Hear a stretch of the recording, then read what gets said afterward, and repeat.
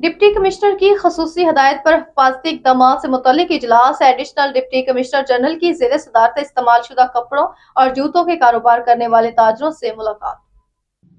Deputy commissioner Naveed Ahmad की खसूसी हदायत पर additional deputy commissioner general Faisal Sultan ने इस्तेमाल शुदा कपड़े, जूते और दीगर सामान फरोख्त करने वाले ताजरों के साथ एक खसूसी इजलास की सदारत की।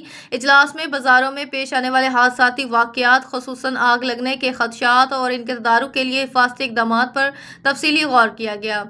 एडिशनल डिप्टी कमिश्नर जनरल ने ताजरों को आगाह किया कि दुकानों में हीटर का इस्तेमाल, गैस सिलेंडर, लकड़ी या कोयलों से जलने वाले चूल्हे और तरसील के दौरान इस्तेमाल होने वाले लोडर रिक्शा वगैरह से आग लगने जैसे हादसात जन्म ले सकते हैं, जिससे कीमती जानो माल के बड़े नुकसान का खदशा रहता है। इन्होंने तमाम दुकानदारों को सख्ती से हदायत की कि हर दुकान में आग बुझाने के आलात लाजमी नस्ब किए जाएंगे। दुकान बंद करने से कबल हीटर, गैस सिलेंडर, कोयले या आग जलाने वाले दीगर तमाम ज़राए मुकम्मल तौर पर बंद और बुझाकर एक ही जगह खाली की जाए।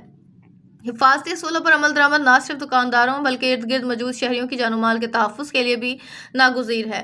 ताजरों ने इजलास में यकीन दहानी करवाई कि वो ज़िले इंतज़ामिया की हिदायत के मुताबिक तमाम हिफाजती इक़दामात पर एक हफ्ते के अंदर अमल दरामद यकीनी बनाएंगे।